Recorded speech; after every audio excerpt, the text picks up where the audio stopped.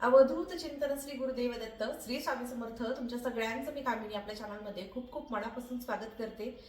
फाल्गुन पौर्णिमा म्हणजेच 13 मार्चच्या रोजी आलेली आहे होळी, ज्याला की आपण हुताशनी पौर्णिमा असं म्हणतो। असं म्हटलं जातं पौर्णिमेच्या दिवशी आपण माता लक्ष्मीची उपासना केलेली, आपल्या घरामध्ये लक्ष्मी सतत कायम टिकते आणि नांदते।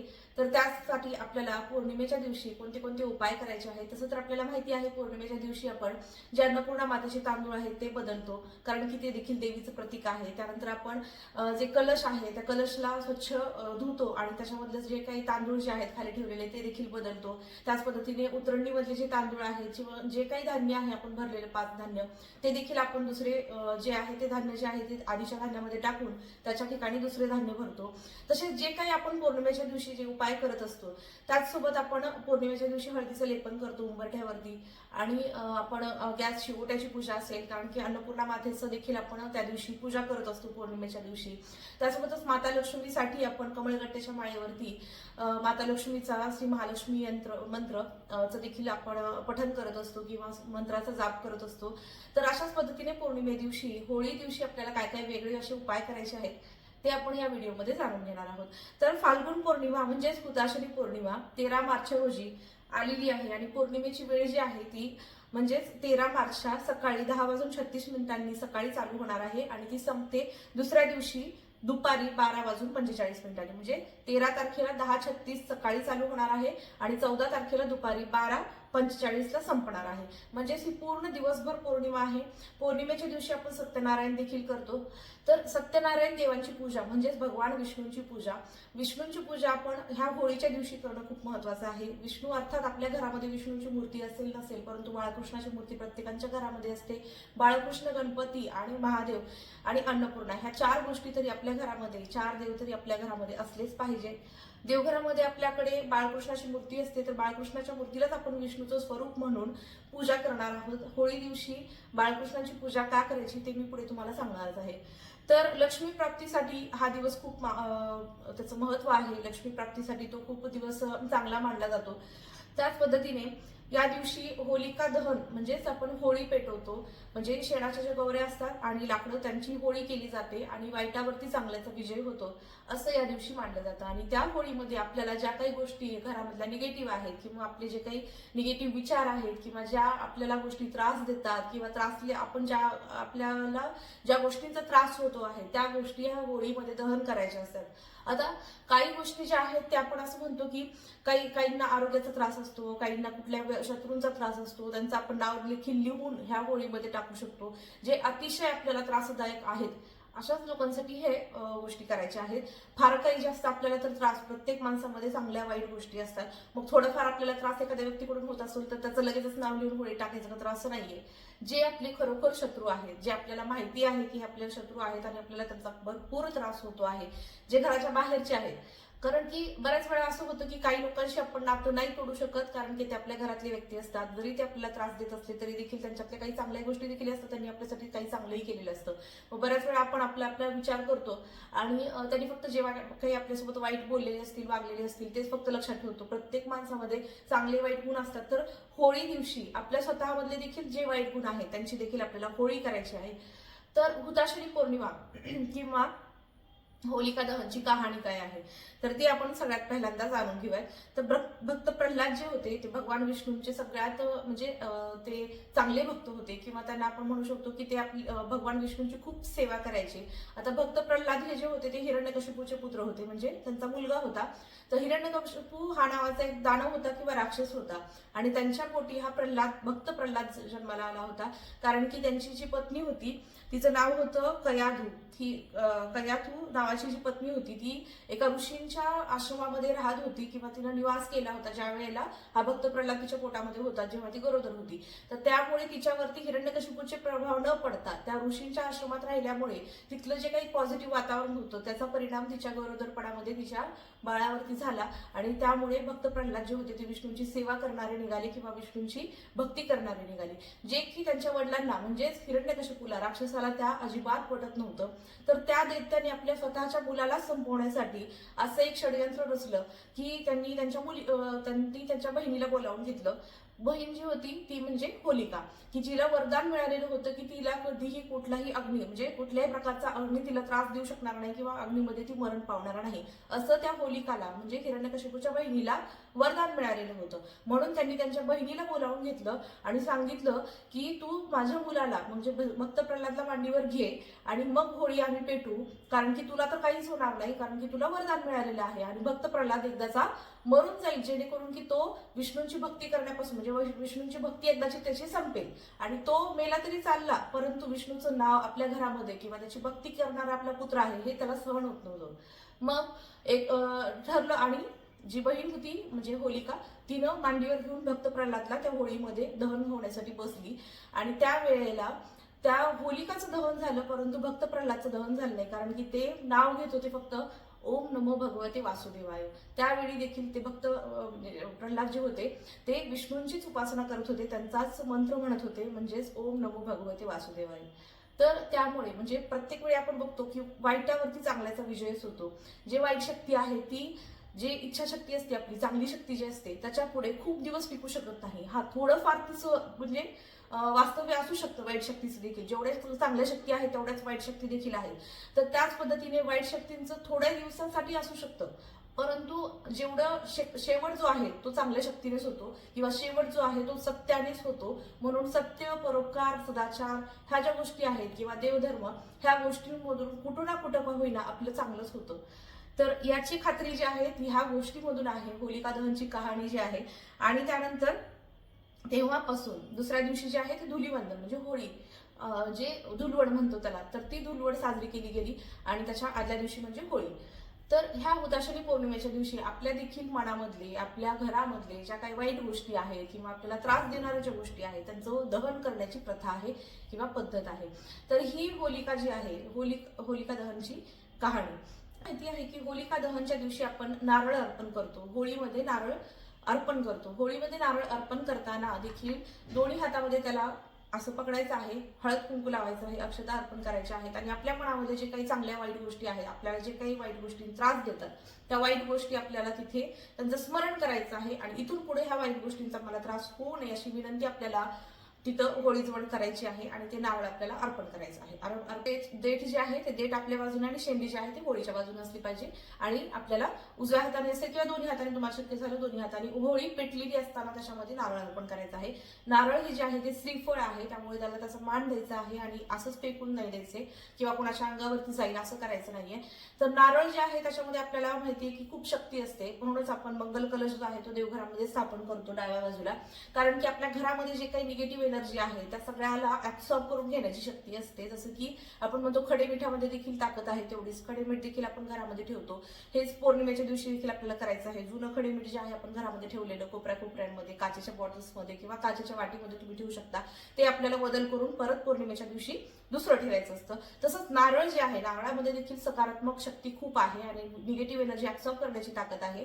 त्यामुळे आपल्या जे काही त्रास होणाऱ्या ज्या काही गोष्टी आहेत वेगवेगळे उपाय करण्यापेक्षा नारळाला देखील तुम्ही जर विनंती केली किंवा श्रीफळ आहे, आपल्याला माहिती आहे की आपण प्रत्येक मंगल ठिकाणी मंगल पूजा करताना नारळाची स्थापना करतो किंवा आपण कलशाची स्थापना करतो ज्याच्यावरती की नारळ असतो. तर नारळ अर्पण करताना ह्या पद्धतीने आपल्याला होळीमध्ये अर्पण करायचं आहे. आता हे झालं होळीला नारळ कसा अर्पण करावा, होलिका दहनची कहाणी. आता आपण पाहूयात की एक एक उपासना आपल्याला कोणती कोणती करायची आहे. तर उपासनेमध्ये सगळ्यात पहिल्यांदा म्हणजे श्रीकृष्णाची उपासना, कारण की अर्थात आपल्याला माहिती आहे की होळी जी आहे म्हणजेच विष्णूंचं आपण त्या दिवशी विष्णूंच्याच रिलेटेड आहे, त्याच्यामुळे बाळकृष्णाच्या मूर्तीवरती आपल्याला अभिषेक करायचा आहे. मूर्ती सगळ्यांच्याच घरामध्ये असते, अर्थात नसेल तर तुम्ही बाळकृष्णाचं स्मरण देखील करून फक्त जे काही स्तोत्रमंत्र आहेत मी तुम्हाला सांगते आहे ते तुम्ही म्हणू शकता किंवा ऐकू देखील शकता युट्यूबवरती लावून. असं काही नाही की मूर्ती नसेल तर मग कसं करायचं, तर मूर्ती नसेल तरी देखील तुम्ही पूजा किंवा तुम्ही मानस पूजा करू शकता. तर बाळकृष्णाच्या मूर्तीवरती आपल्याला एक वेळा पुरुष सूक्त म्हणून अभिषेक करायचा आहे. अभिषेक झाल्याच्या नंतर आपल्याला भगवान विष्णूंचं कोणतंही स्तोत्र तुम्हाला येत असेल ते पठण करायचं आहे किंवा जे विष्णू सहस्त्रनामचं पुस्तक मिळतं छोटंसं, हे असं विष्णू सहस्त्रनामचं पुस्तक मिळतं. हे तुम्ही एकदा पठण करू शकता. आता ही पूजा तुम्ही सकाळी करू शकता किंवा होळी पेटवल्याच्या नंतर संध्याकाळी देखील करू शकता. तर हे विष्णू सहस्त्रनाम आहे. तर याच्यामध्ये विष्णूंचे सहस्त्र म्हणजे 1000 नावं आहेत आणि जी 1000 नावं आपण पठण केल्याने आपल्याला अनन्यसाधारण असं त्याचं फळ मिळतं. तर हे आहे विष्णू सहस्त्रनाम. त्यानंतर तुम्ही ओम नमो भगवते वासुदेवाय या मंत्राचा जप देखील करू शकता किंवा व्यंकटेश स्तोत्र, कारण की आपण बालाजीला देखील विष्णूंचं रूप म्हटलं जातं किंवा बाळकृष्णाचं रूप म्हटलं जातं, त्यामुळे व्यंकटेश स्तोत्राचं पठण करू शकता. त्यानंतर हे जे आहे ते तुम्हाला एक वेळाच पठण करायचं आहे. व्यंकटेश स्तोत्र असेल किंवा विष्णू सहस्त्रनाम असेल. आणि जर का तुम्ही ओम नमो भगवते वासुदेवायचा जप करणार असाल 108 वेळा करायचा आहे किंवा बाळकृष्णाचा कोणताही जप करायचा असेल तर तो तुम्हाला 108 वेळा करायचा. हे झालं श्रीकृष्ण उपासनेच्या बद्दल किंवा विष्णूंची उपासना आपण म्हणू शकतो. त्यानंतर जे आपल्याकडे ज्या गोष्टी नाही आहेत त्या देखील गोष्टी तुम्हाला घेऊन यायच्या आहेत. आता अर्थात आपल्याला विष्णूंची उपासना करायची आहे म्हणजे विष्णूंचा आपल्याकडे फोटो जर नसेल तर, म्हणजे असं नाहीये की आता सगळेजण घेतात म्हणून आपल्याला घ्यायचं आहे. त्या फोटोज आपल्याला पूजा करणं होत असेल तर आपण घ्यावं. आता लक्ष्मीचा फोटो तर सगळ्यांच्या घरामध्ये असतो किंवा लक्ष्मीची मूर्ती असते, कारण की आपण लक्ष्मी पूजनला करतो किंवा आपल्याकडे दिवाळीच्या पूजेला जे आपण लक्ष्मी पूजनचा फोटो ठेवतो तो फोटो तर तुमच्याकडे असेलच किंवा मूर्ती असते. तर लक्ष्मीची असते, परंतु लक्ष्मीला काय प्रिय आहे, तिच्या पतीची सेवा करणं प्रिय आहे. तर असा वाला फोटो, आता हा माझ्याकडे हे जे आहे संक्षिप्त श्रीमद भागवत आहे याच्यावरतीचा हा जो फोटो आहे की जे शेषशयनावरती विष्णू विराजमान आहेत आणि त्यांची पत्नी म्हणजे लक्ष्मी माता त्यांचे पाय झेपत आहे. म्हणजे आपण बघतो की आपल्याला देखील जिथे आपल्या नवऱ्याला मान नाही तिथे आपण जात नाही. तसंच लक्ष्मी देखील कुठे येणार आहे, जिथे तिच्या नवऱ्याला मान आहे म्हणजेच विष्णूंना मान आहे. म्हणजेच आपल्याकडे हा फोटो असावा घरामध्ये, परंतु याचं पूजन देखील तेवढंच महत्वाचं आहे. याची पूजा आपल्याला करणं होत असेल तरच आपण फोटो घ्यावा. आता माझ्याकडे देखील फोटो नाहीये, पण मी आणणार आहे होळीच्या अगोदर. पण तुम्हाला सध्या असं दाखवलं की हे याच्यावरचा जो हा फोटो आहे तो केंद्रामध्ये मिळतो, तर तो घेऊन यायचा आहे आणि आपल्याला श्रीकृष्णाची उपासना करताना तो फोटो देखील समोर ठेवून आपल्याला पूजा करायची आहे. त्यानंतर आता दुसरा आहे शिव उपासना. शिव उपासना म्हणजे महादेवांची उपासना.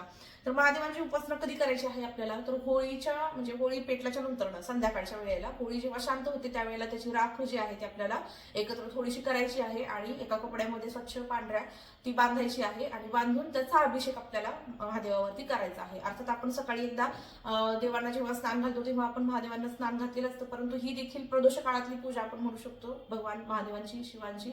तर त्यावेळेला आपल्याला भगवान महादेवांवरती अभिषेक करायचा आहे. पंचामृताने करू शकता किंवा पाण्याने देखील करू शकता. बाळकृष्णाचा देखील पंचामृताने सकाळच्या वेळेला संध्याकाळच्या वेळेला कोणत्याही वेळेला एका करू शकता आणि उपासना करू शकता श्रीकृष्णाची. तसंच महादेवाची देखील उपासना करताना अगोदर आपल्याला अभिषेक करायचा आहे. मग तो सकाळी केलेला असेल, संध्याकाळी देखील जलाभिषेक करायचा आहे किंवा पंचामृताने अभिषेक करू शकता तुम्ही. त्यानंतर ना तुम्हाला हे होळीचं जे भस्म आहे त्याच्याने तुम्हाला भस्म थोडंसं लावायचं आहे आणि त्यानंतर आपल्याला ओम नमो भगवते रुद्रायचा मंत्राचा जप करायचा आहे 108 वेळा किंवा तुम्ही महामृत्युंजय मंत्राचा देखील जप करू शकता. जर का घरामध्ये सतत कोणीतरी आजारी आहे किंवा आजारी बेडरिडन असं कोणीतरी व्यक्ती आहे की त्याची प्रकृती व्यवस्थित होत नाहीये किंवा खालावतच चाललेली आहे, अशा व्यक्तीला तुम्ही होळीची ही राख लावू शकता. आणि जे महादेवांच्या पिंडीवरती जे अभिषेक केलेले जी राख आहे ती सुद्धा आपल्याला परत कलेक्ट करून म्हणजे एका डब्बीमध्ये ठेवायची आहे आणि जेव्हा जेव्हा आजारी कोणी असेल तेव्हा तेव्हा तुम्ही ती लावू शकता, कारण की ती भगवान शिवांना अर्पण केलेली आहे, त्यामुळे ती देखील खूप ताकदवर आहे. आणि त्यानंतर आपल्याला महामृत्युंजय मंत्राचा देखील जप करायचा आहे. महामृत्युंजय मंत्राचा जप आणि ओम नमो भगवते रुद्राय नमः याचा 108 वेळा जप करायचा आहे. तर आता ह्यातली श्रीकृष्णांची उपासना आहे, महादेवांची उपासना आहे, ज्या ज्या काही शक्य होतात तेवढ्याच करा. म्हणजे मी म्हणते म्हणून सगळ्याच केल्या पाहिजे असं नाहीये. ज्या आपल्याला शक्य होतात, जेवढे आपली ओढाताण न होता करता येतील, एखादी उपासना एखादा मंत्र जरी केला किंवा आपल्याला ज्या गोष्टीची सगळ्यात जास्ती गरज आहे, म्हणजे समजा तुमच्या घरामध्ये कोणी आजारी नसेल तर तुम्ही करू शकता फक्त कृष्णांची सेवा आणि लक्ष्मीची सेवा. जर तुमच्या घरामध्ये अति कोणीतरी आजारी आहे तर तुम्ही भगवान शिवाची सेवा करू शकता. त्यानंतर लक्ष्मी उपासना तर आपल्या सगळ्यांना माहिती आहे. कमळगट्ट्याच्या माळेवरती आपल्याला महालक्ष्मी मंत्राचा जप करायचा आहे. त्यासोबतच आपल्याला श्री सुक्तमचं एकदा पठण करायचं आहे आपल्या देवघराच्या समोर बसून, म्हणजे ते लक्ष्मीला जातं. त्यानंतर महालक्ष्मी अष्टकमचा 11 वेळा पठण करू शकता. जर का तुमच्याकडे पैसा घरामध्ये टिकत नाही किंवा कर्जबाजारीपणा जास्त झालेला आहे तर त्यांच्यासाठी लक्ष्मी नृसिंह स्तोत्र जे आहे ते 1 वेळा पठण करायचं आहे. 11 केलं तर खूपच उत्तम, पण नाहीतरी एकदा तरी का होईना करावं कर्जासाठी. म्हणजे कर्ज जर खूप जास्त असेल तर लक्ष्मी नृसिंह स्तोत्र. त्यानंतर ओम श्रीम नमः हे देखील लक्ष्मीचा मंत्र आहे, हे तुम्ही पठण करू शकता. म्हणजे एकदा 108 वेळा एक माळ करू शकता. ओम श्रीम नमः 108 वेळा करायचा आहे. सकाळी किंवा संध्याकाळी कोणत्याही वेळेला करू शकता. होळी पेटल्याच्या नंतर देखील करू शकता, घरी आल्यानंतर, किंवा सकाळच्या वेळेमध्ये देखील करू शकता. अगदी ब्रह्ममुहूर्तावरती उठून देखील ह्या सगळ्या सेवा करता येतात. जेवढ्या आपल्याला शक्य करायच्या आहेत त्या सगळ्या सकाळी देखील केल्या तरी काहीही हरकत नाही. त्यानंतर आपलं पुढची आहे ती म्हणजे प्रवेशद्वार पूजा. प्रवेशद्वार पूजा कारण आपण म्हणतो की म्हणजे जे काही आपण रोज तर पूजा करतोच आपण, म्हणजे हळद कुंकू अक्षदा या गोष्टी तर करतोच आपण, आणि गुरुवारी किंवा विशेष प्रसंगी म्हणजेच पौर्णिमेला आपण हळदीचं लेपन करतो. हळदीचं लेपन करताना हळद आणि गोमूत्र मिक्स करायचं आहे आणि त्याने पूर्ण हळदीचं पूर्ण आपल्या उंबरठ्यावरती लेपन करायचं आहे. त्यावरती कुंकू आणि स्वस्तिक काढायचं आहे, अक्षदा व्हायच्या आहेत, फुल व्हायचं आहे, आणि पंचोपचार म्हणजे आपल्याला दिव्यानं दिवा जे आहे ओवाळायचा आहे. तुपाचा दिवा, गाईच्या शुद्ध तुपाचा दिवानं आपल्याला उंबऱ्याची पूजा करायची आहे. त्यासोबतच अगरबत्ती, धूप यांनी आपल्याला उंबऱ्याची पूजा करायची आहे. त्यासोबतच आपल्या दरवाजाची देखील तेवढीच पूजा करणं महत्वाचं आहे. पौर्णिमेच्या दिवशी तरी अवश्य करावी. एरवी तुम्हाला जमलं नाही जमलं गुरुवारी तरी चालेल, परंतु पौर्णिमेला तरी अवश्य करावी आपल्या दरवाजाची पूजा आणि उंबऱ्याची पूजा. आणि ज्या काही छोट्या छोट्या गोष्टी आहेत की ज्यांची आपल्याला सवय जर लागली ना तर त्या काहीच आपल्याला वाटत नाहीत. म्हणजे रोज दार झाडणं म्हणा, किंवा पाणी शिंपणं, म्हणजे आपण जे सडा मारणं म्हणतो, सडा मारणं किंवा पुसणं, किंवा उंबऱ्या देखील पुसणं, आणि रोज रांगोळी काढणं, ह्या गोष्टी ज्या आहेत त्या मांगल्याचं प्रतीक आहेत आणि आपल्या घरामध्ये पॉझिटिव्ह एनर्जी त्याच्यामुळे येते आणि आपली प्रगती होते. आता मानलं तर आहे, नाही मानलं तर म्हणजे ज्यांना वेळ नाही ते म्हणतात की ह्यांना काही होत नसतं, परंतु ज्या गोष्टी मला माझ्या स्वतःच्या अनुभवामधून आलेल्या आहेत त्या मी तरी करते, त्याच्यामुळे मी तुम्हाला सांगते. तर ह्या गोष्टी आहेत. प्रवेशद्वाराची पूजा करायची आहे आपल्याला. माता लक्ष्मी या दिवशी म्हणजे पौर्णिमेच्या दिवशी आपल्या घरामध्ये माता लक्ष्मी येते असं म्हटलं जातं, म्हणून पौर्णिमेच्या दिवशी आपल्याला प्रवेशद्वाराची पूजा करायची आहे. म्हणजे आपण लक्ष्मीचं स्वागत करतो, जसं लक्ष्मीपूजनला करतो तसं दर पौर्णिमेला देखील आपल्याला तेवढ्याच उत्साहानं माता लक्ष्मीचं स्वागत आपल्या घरामध्ये करायचं आहे. अवश्य लक्ष्मी आपल्या घरामध्ये राहणार आहे. नेक्स्ट आहे नवग्रह उपासना, म्हणजे नवग्रहांची पूजा.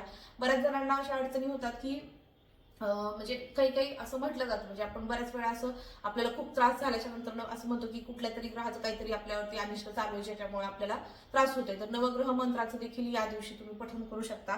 नंतर आहे भगवान हनुमानांची उपासना.